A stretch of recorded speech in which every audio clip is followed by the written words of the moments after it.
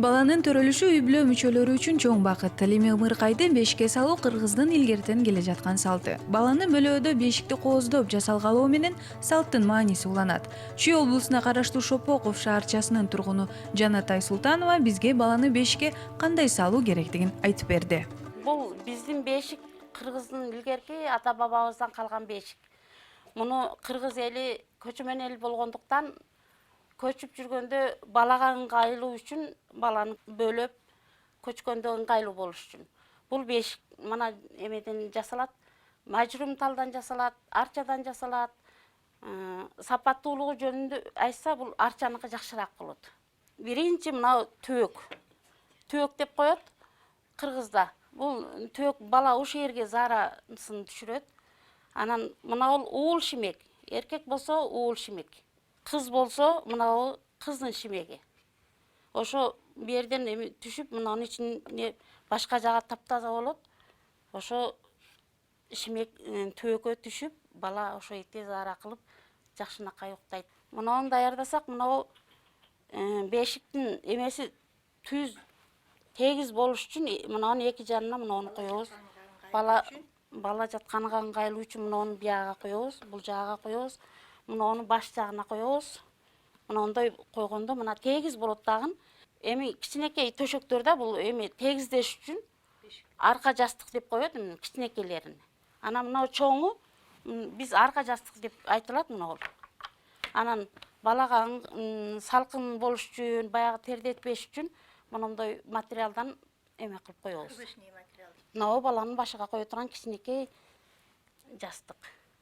Анан муну бүткөндөн кийин муну колбоо деп мындай колуну берин байлаш үчүн себеби ылык болот, жылуу болот да бала мынтип колу кыймылдабайт, мынтип баланы бөлөйт. Анан муну путороо деп коет. Баланын путуну эме кылып туруп бөлөйт.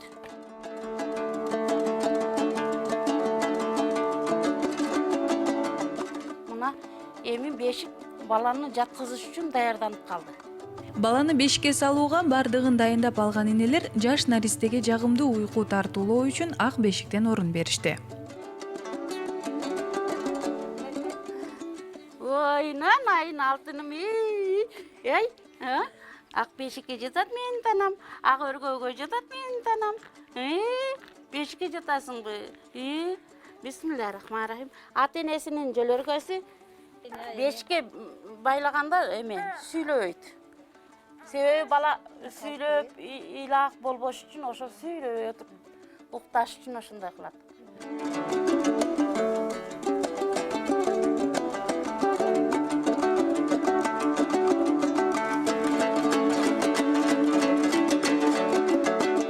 Баланы бөлөп бүткөндөн кийин мындай этип акырын уйкумду бердим деп ырымдап коебуз. Ошондо бала жакшынакай уктайт экен. Канча киши уйкучу болсо, ошо уйкусун берет. Кудай жалгасын, балаң өмүрлүү болсун, бактылуу болсун, өмүрлүү болсун. Бешик апа бек карма, умай эне уйку бер деп наристени Сарымайга оозантып бешикке бөлөгөн Жанатай апа келинине алкыш айтып, батасын берген соң биздин суроолорубузга токтолду. Бешик деген эң жакшы нерсе. Бешикте бала тынч уктайт. Себеби жылуу, асты кургак болот биринчиден. Эң асты кургак, баланын асты кургак болсо жакшы уктайт. Анан бая памперс койгондон кийин бала эс ала албайт. Бешикте эс алат. Кадимкидей кеңири зааранысын чыгарып эс алат. Асты кургак болсо бала узак уктайт. Ден соолугу да жакшы болот, жылуу болот. Баланын мүчөлөрү да жакшы болот. Мындай колдоруну жакшынакай кылып эме кылса сындуу бала болот. Анан баланын башы сөпөк болуп калбайт, кыйшык болуп калбайт. Баланын башы да жакшы болот. Моюнда мындай бешикке бөлөгөндө моюн түз кылып бөлөсө бала сындуу бала болот. Бала бешиктин касиети аябай жакшы. Биздин ата бабабыз мурдаттан бешик менен чоңойгоп келген балдар. Анан бешик көп кызмат аткарган.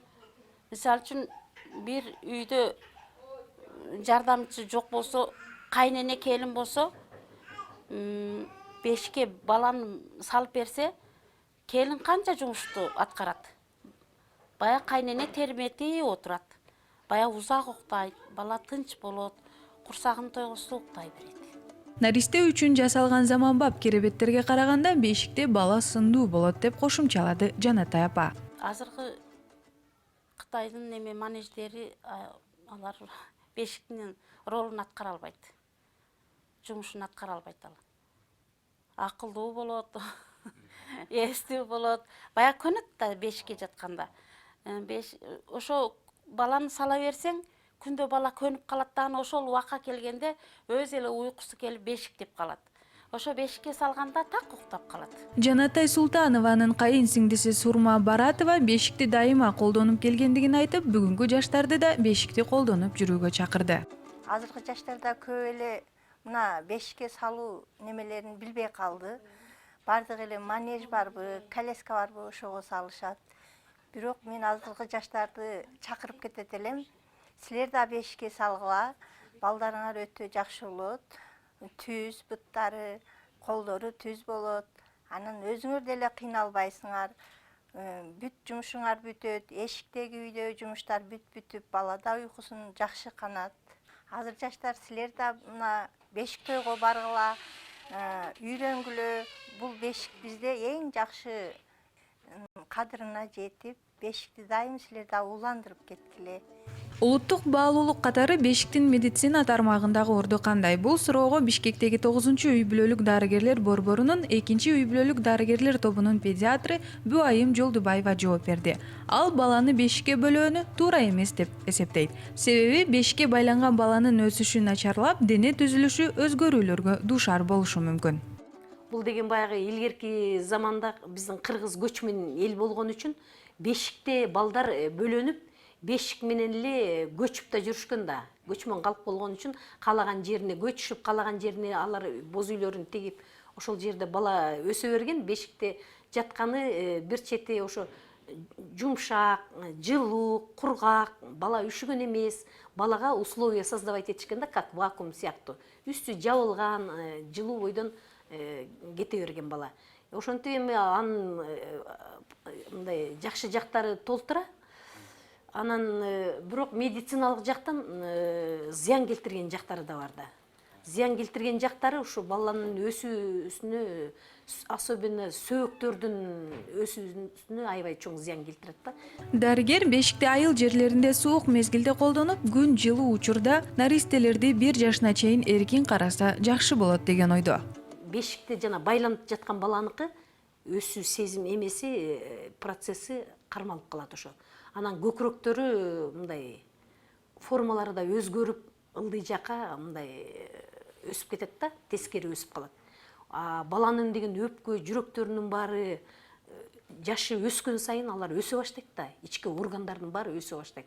Ошолор баягы байланып турган үчүн күндө байланат, бала деле чечилип баягы эме болуп турат, все равно эме кылат да, баягы зыянын келтирбей койбойт. Көкүрөк сөөктөрү артты көздөй баягы жалпак болуп, мындай болуп, формалары өзгөрүп кетет. Ички органдарга ал чоң зыянын келтирет. Бала ошон үчүн баягы жүрөгү да чоңойгон сайын, өпкөсү да өскөн сайын ошолор начар өсүп, андай балдар оорукчанда болуп калат. Анан күндү көп көрбөй ити деген ооруга да учурашат. Кыргызда бул ити деген оору аябай жакшы өрчүгөн да, себеби көбүнчө эле баягы күнгө көп чыкпайбыз, көп закаливание дегендер болбойт. Ошон үчүн деген ити оорусу дагы аябай балдарга көп чоң зыян алып келе турган оору. Ал тез тер дей берет, анан тез тер деген бала тез суукта тие берет да. Көп учурда бешикке жаткан бала таңылган бойдон калат. Бирок бала көптөгөн кыймылда болуп, күндүн нурун жана таза абада дем алуусу милдет. Бул аракеттердин бардыгы баланын ден соолугуна таасир берет деген дарыгер буларды айтты. Витамин D3 деп коебуз, биз Днын 3-чү формасы, ошону көп ала албайт да бала. Если күн көрбөсө, таза абада болбосо, постоянно жабылып турган бала эме болот. Эми кыргыздар кандай деле көп коркунуч жок, баягы таза абада өскөн, жайлоодо өскөн балдар жакшы мындай өсүү сезими жакшы эле болуп, өсүү органдары да жакшы эле болот. Бирок баягы бешиктин ошо анча мынча жанагындай эмелери зыян жактары бар да. Бешикке бөлөнгөн жана бөлөнбөй чоңойгон балдарды айырмалай алсак болобу деп суроо салганыбызда дарыгер бешикке жаткан баланын өмүрүнө кээ бир учурда коркунуч жаралышы мүмкүн экендигин билдирди. Анан дагы бир коркунучтуу нерсеси баланы жаткырып алып энелер тамактандырышат, эмчек беришет.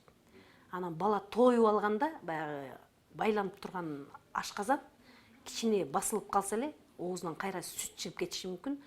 Бул кичинекей балдардыкы деген биздикиндей жаап калган сфинктери жакшы иштебейт да, балдардыкы алар жакшы формироваться этилик.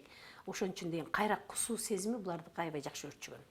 Кайра кусуп жибергенде жаткан бала же түкүргөндү биле албайт, ал эме кыла албайт, өпкөсүнө кетип калса, өпкөдө сүт пищевой отходдор ошо эме болуп калса, өпкөгө кетип калса, дем алуу органы токтоп калышы мүмкүн, дем албай бала көгөрүп, мерттенип калышы мүмкүн да. Ошон үчүн деген ошондой да коркунучтуу жагы бар. Ошо эки коркунучтан ошон үчүн биз деген көбүнчө бешикти көп жакшы предлагать ете бербейбиз да, энелерге бешикке бөлөбөй эле кой деген бизде коркунуч сезим бар.